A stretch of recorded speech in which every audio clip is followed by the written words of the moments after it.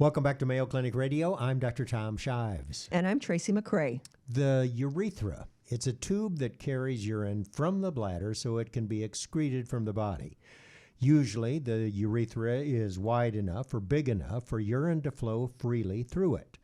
But if the urethra narrows or gets constricted, it can restrict or slow the flow of urine, a condition called urethral stricture. Urethral stricture. It mainly affects men. I knew you'd want to say that. That's true. Fortunately, treatment options are available, including a new procedure using harvested tissue to reconstruct the urethra. Here to discuss urethral stricture and how it's treated is Mayo Clinic urologist Dr. Boyd Viers. Welcome to the program, Dr. Viers. It's nice to meet you. Nice meeting you guys as well. Thank you for having me today. Good to have you on the program, Dr. Viers. You know, it's amazing how many urologic problems there are. You can see why someone would want to go into the field of urology because we've had urologists on here multiple times, and there's so many problems we've talked about.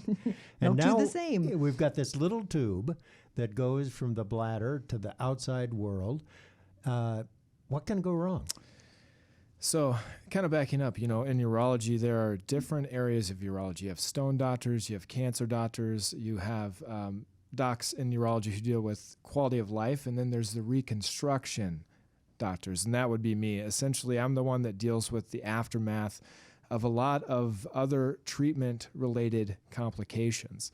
In particular, the urethra, which as men age is frequently instrumented with catheters for surgeries, or if a man has enlarged prostate, they may require a prostatectomy or a resection of the prostate, and they can develop a scar in the urethra. Once you get a scar in the urethra, most times it's wide bore and you're able to urinate and void well, but in a subset of men, about 1 to 2% of men in the population, they do have to have some sort of intervention for that. And it's almost always following a surgical procedure on the prostate gland? No. Actually, when we look at the population in general, the most common cause of strictures are what we would term idiopathic, meaning we don't know what causes them. That's about 60%. But if you retroactively ask those patients, did you experience any blunt trauma to the perineum or to the scrotum or to the penis that you recall having an incident where you bled, about half of those men will recall that, even up to 20 years before the incident. 20 years? Yeah. So they had a bad enough injury that it caused scarring that progressive over time. Wow. And so why women have urethras? Why does this not affect women as much? So the average length of the female urethra is about 4 centimeters.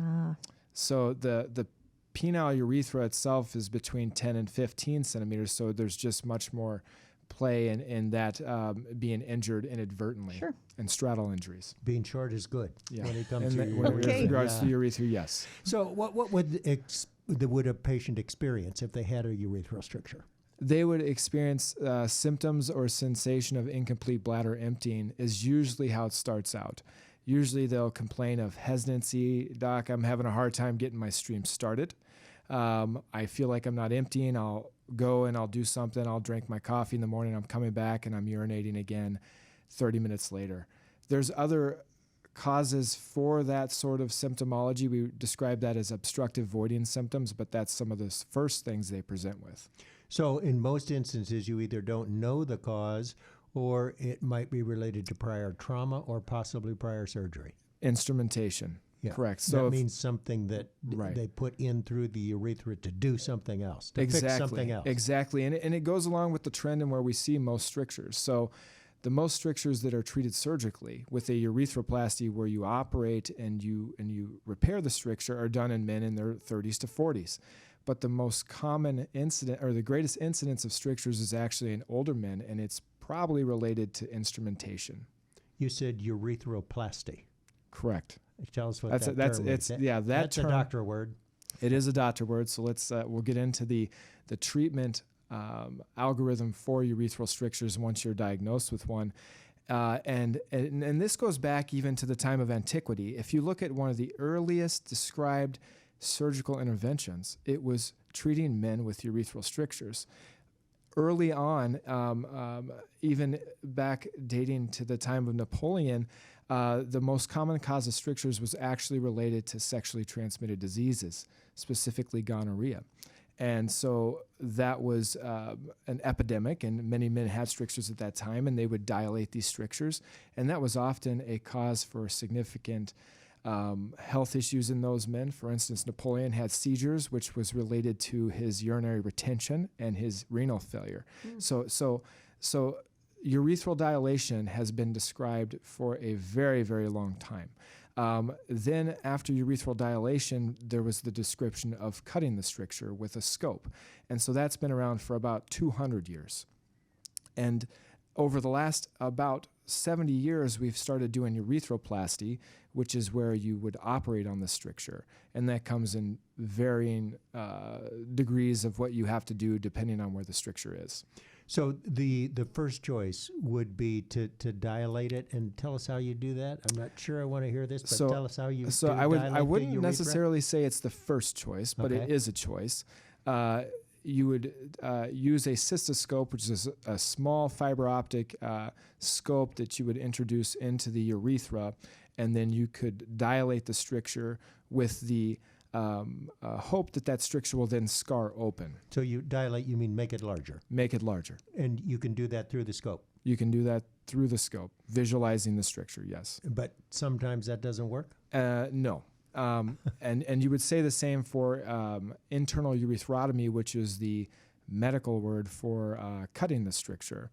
Those are the early treatments that we described. And when you look at the success rate of those two options, and you follow patients long enough, the success rate at about 5 years is only 10%, that these men will need another treatment.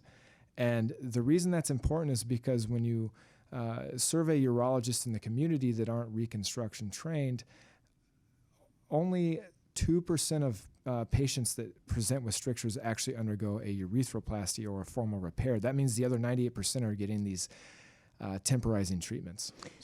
How is this diagnosed in the first place? So patients either come in with obstructive symptoms or complications related to the strictures, such as urine retention or infection or bleeding.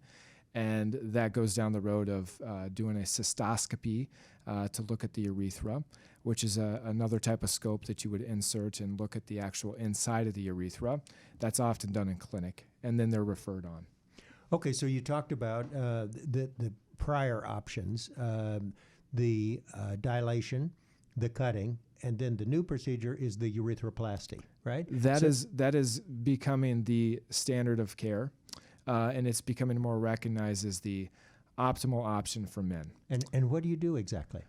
It depends. So that's a $1 million question, and there's books written on this, and it really comes down to where the stricture is. You can simply cut the stricture or cut the scar out and put, and I tell patients you put good back to good. So it's an end-to-end or an anastomotic urethroplasty.